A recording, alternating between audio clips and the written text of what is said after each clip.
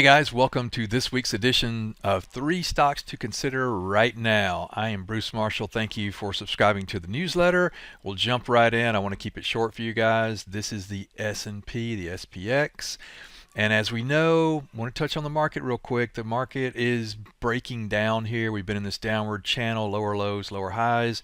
There's the 200-day moving average. We're now below it. Not a good sign. I think even if we do come back up here, we're probably going to retest some of these areas and maybe fail down here. Now things could go either way. We're right on the bubble here. We could go either way. The reason I mention that is it is more important than ever to be very, very selective on your stock picks. And that's why I'm here, to give you guys ideas that are off the radar and that you might not see all the time. So let's jump right in. The first name I have is Sterling Infrastructure, STRL. Now it's going for about $450 a share. On these stocks, I like to have 3 reasons to buy a stock, and I've got actually more than 3 on this one. Number 1, we want a chart that goes lower left to upper right, right? And this is just chugging along higher, higher, higher, higher, higher. And let's just compare that real quickly, a little side note, just compare that to, say, Amazon. And we all love Amazon. We all spend money on Amazon, all that kind of stuff. But this is a 1-year chart, and it hasn't gone anywhere. That's not where you want to be putting money, especially when the market is not doing good. You don't want to be. This is a laggard right now. All the Mag 7s have been lagging, right? That's not where you want to put new money to work. And there will be a point when those will come back into favor and everything will be great. But look at this chart again, Sterling Infrastructure. We want to be in sectors like infrastructure. Good sector, good chart. That's my number 1 reason. Number 2 reason, we pull back here to the 50 SMA. That's a 50-day simple moving average. The blue one is a 20. That's the 50. That's the 200. It is hit and held and looks to me like it wants to go higher. So that's 3 good reasons right there. I'm looking at my chart up here. Also, if you're familiar with simpler trading and the squeeze, this has an ideal squeeze on it, which gives it momentum to go higher, potentially, right? That's what we want to look for. Ideal squeeze, ideally, right? And lastly, it has an RSI of about 50, that's 56.8 today, right in the zone we like to see, right? So that's our number 1, or the first one we're going to talk about is Sterling, STRL. The second one is Coherent, which is, I'm sorry, Vicor. I did Coherent last week. If you didn't see that one, COHR, check that one out.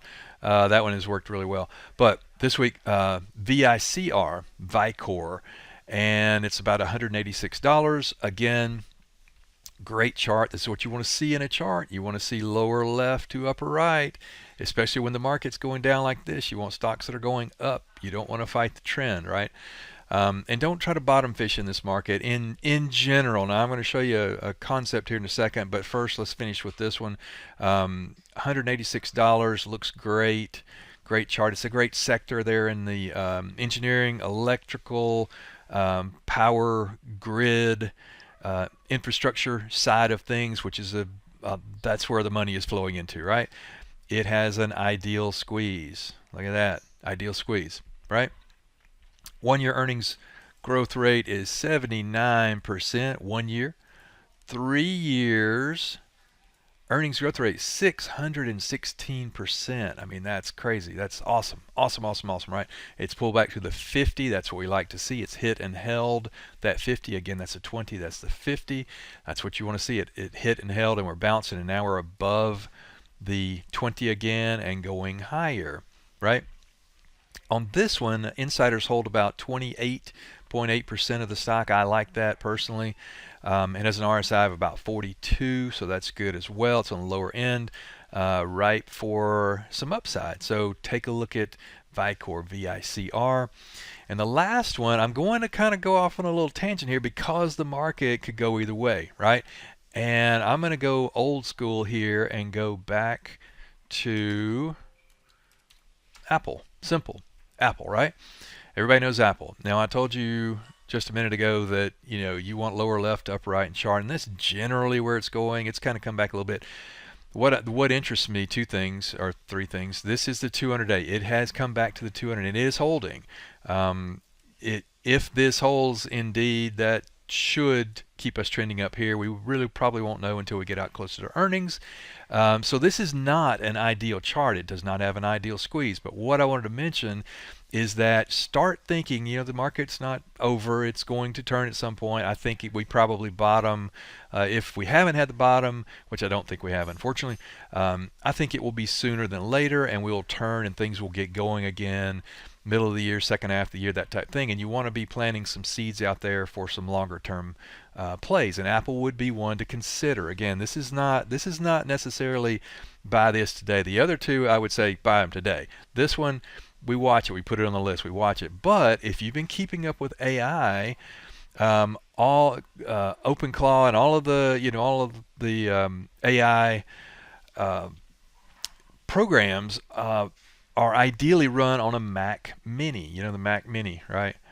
And if you go and try to buy a Mac Mini, everybody wants a Mac Mini, right? If you can try to go and buy one, it's about a 2 to 3 month wait on getting one. What's that going to do to earnings out here when they booked all these sales? I think that definitely something to consider. Remember this, you won't, you heard it here first. You'll hear this in 3 months and people will go, oh, the Mac Mini sales are, maybe. I don't know. We'll see. I'm just trying to think ahead on this stuff, right? Apple does pay a dividend. It's not a large dividend. It pays I think it's 41 cents or something like that, but I want to show you why that is good. 0.41%, sorry.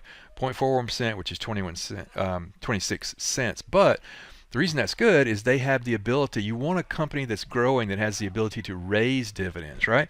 So the dividend is 26 cents a share. Their free cash flow, I've got it written up here, is $8.30 of free cash flow.